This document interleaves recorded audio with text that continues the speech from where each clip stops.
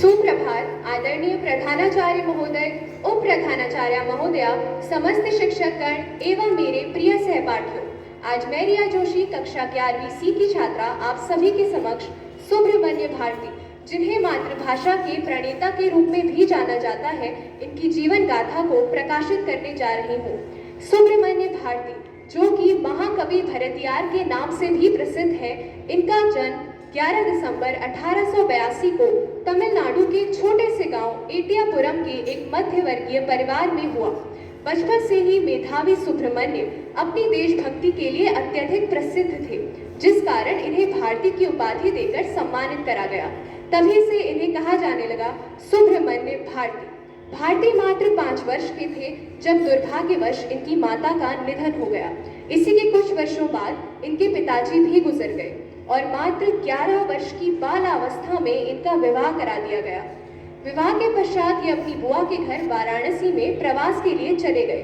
वाराणसी में ही इनका परिचय राष्ट्रवाद एवं आध्यात्म से हुआ। सन 1900 तक आते आते भारतीय स्वतंत्रता संग्राम में सक्रिय भागीदार बन गए।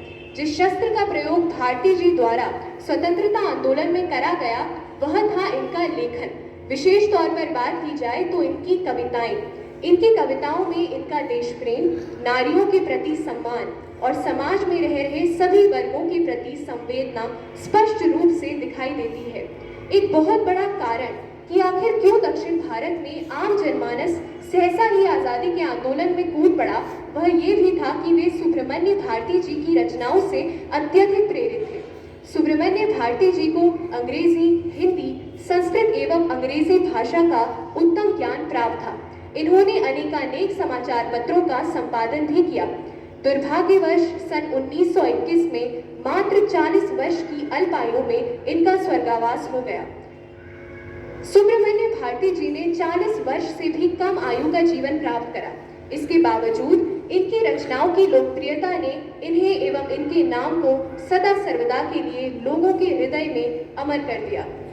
अब मैं आप सभी के समक्ष अपने मित्र रोहित उपाध्याय का स्वागत करना चाहूंगी, जो हमें इस महाकवि की एक रचना हम सभी के समक्ष प्रस्तुत करने जा रहे हैं।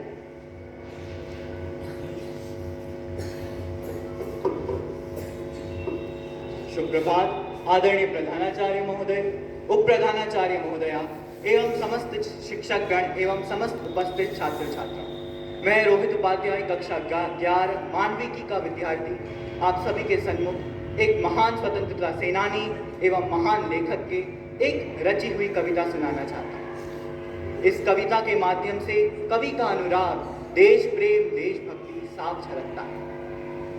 वह कहते हैं, हम करेंगे भारत देश का जयगान, यश का गान। द्वेद दुख का अंत होगा, अब ना त्रास दुरंत होगा। द्वेद दुख का अंत होगा, अब ना त्रास दुरंत होगा। हम फहराएंगे अपना एक विजय निशान, हम फहराएंगे अपना एक विजय निशान। हम करेंगे भारत देश का जयगान, यश का गान। रजत श्रृंग तुषार शेखर, हिम तुंग यह हिमवान गिरिवर। हम निर्द्वंद होकर बनाएंगे देश को गतिवान, हम निर्द्वंद होकर बनाएंगे देश को गतिवान। हम करेंगे भारत देश का जयगान, यश का गान। पोत दल शत शत तरेंगे, पोत दल शत शत तरेंगे। हम बनाएंगे भारत देश का जयगान, हम करेंगे भारत देश का जयगान। गर्जना में ध्वनिता होगी, पश्चिमी सागर भरेंगे।